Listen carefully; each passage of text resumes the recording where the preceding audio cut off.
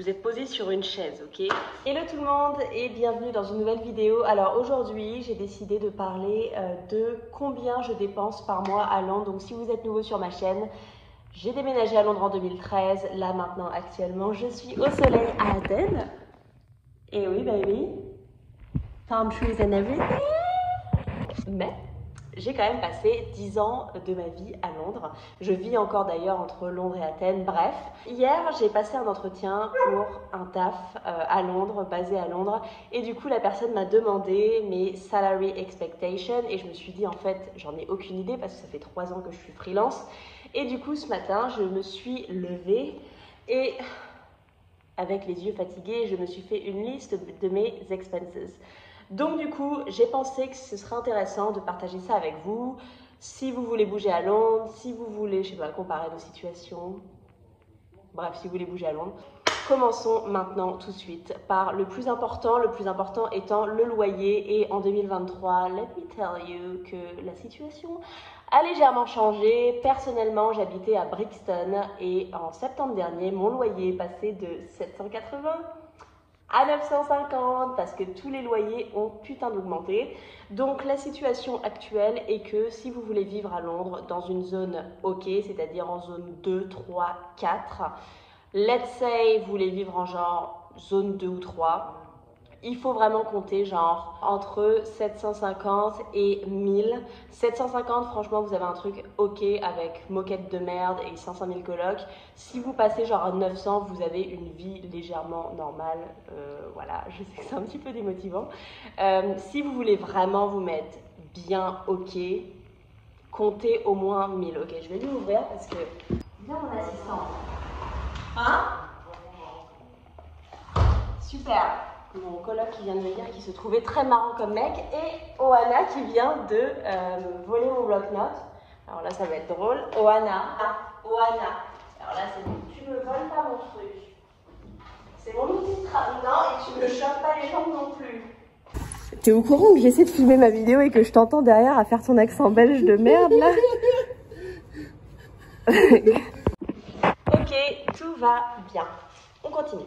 Loyer wise, si vous voulez vraiment vous mettre bien, en mode bien, et être une personne normale et vivre normalement avec du plancher et moins de 3 colocs, comptez franchement 1000. Donc dans 1000, je dis genre 850 plus les bills, parce que c'est vraiment les bills, genre council tax, l'énergie, l'électricité, etc. Et du coup, ça ira genre, ça montera genre littéralement... Mais non, mais j'essaye. Je peux pas te rejeter, mais il faut que tu bouges, mon amour. Allez, tiens, hop là. Allez. Donc ça, c'est pour le loyer. En zone où vous pouvez vivre, je vous conseille vraiment genre l'Est, genre Bethnal Green. Je pense que c'est vraiment genre le meilleur neighborhood et je pense que niveau prix, c'est assez abordable. Affordable. Ensuite, le deuxième truc le plus important, c'est vraiment les transports. Donc, si vous habitez en zone 3, vous allez payer dans les 184, c'est d'ailleurs très exactement 184 par mois.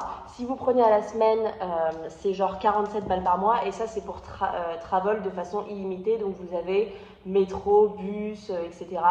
Je vous conseille vraiment de faire ça parce que si vous faites pay as you go, ou alors vous pouvez faire pay as you go avec votre carte contactless, vous n'avez pas à prendre d'Oyster Card, genre ça sert à rien les Oyster Card. Vous pouvez genre payer contactless avec votre téléphone, avec Apple Pay, voilà, normalement. Mais voilà, je recommande vraiment de prendre une carte illimitée si vous travaillez tous les jours, si vous voyagez tous les jours pour aller à votre boulot. Moi, c'est toujours ce que j'ai fait et faut compter, voilà. Si vous êtes en zone 3, il faut compter 180 balles par mois et malheureusement, le transport à Londres et la rent, c'est vraiment ce qui coûte vraiment le plus.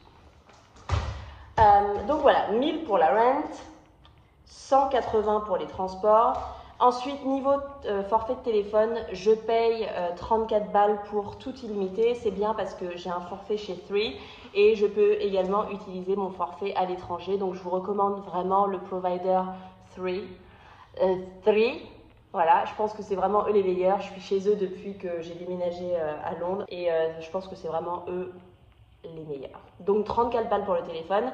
Ensuite, pour ce qui est genre sport, il faut compter si vous allez par exemple à Better Gym, que je recommande parce que c'est des énormes gyms. En général, il y a une piscine. Il y en a presque partout à Londres, Better Gym. Et vous payez votre membership, 40 balles par mois, donc c'est vraiment ok. Vous avez accès aux cours, vous avez accès à la salle, à la piscine, etc. Et je pense que c'est vraiment le meilleur deal. Sinon après, vous avez Pure Gym et je pense que c'est vraiment dans les mêmes eaux.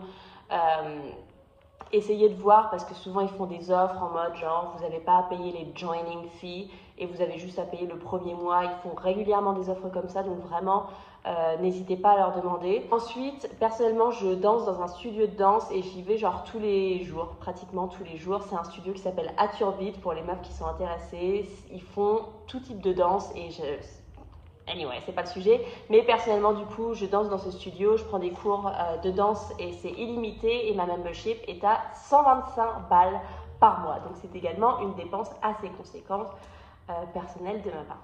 Ensuite, pour ce qui est de la bouffe, donc personnellement je fais mes courses régulièrement à Sainsbury's, je vais également à Iceland qui est hyper super cheap, je vais rarement à Lidl parce que c'est genre pas trop à côté de chez moi, mais je dirais que je dépense dans les 150 si je me tape un petit trip Whole Food, mais je dirais genre 100 balles pour moi toute seule. Genre je vis toute seule avec personne. Enfin je veux dire j'ai des colocs, mais je veux dire je n'ai pas d'homme dans ma vie.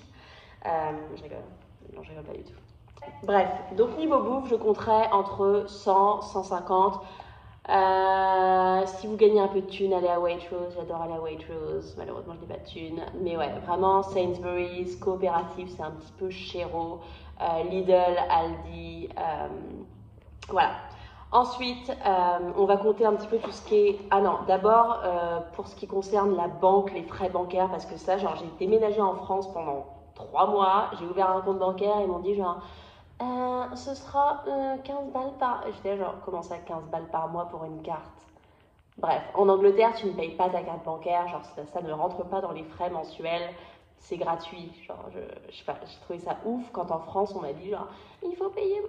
ouais. Donc il n'y a pas de frais bancaires en Angleterre, à moins que vous ayez genre une carte de crédit genre American Express.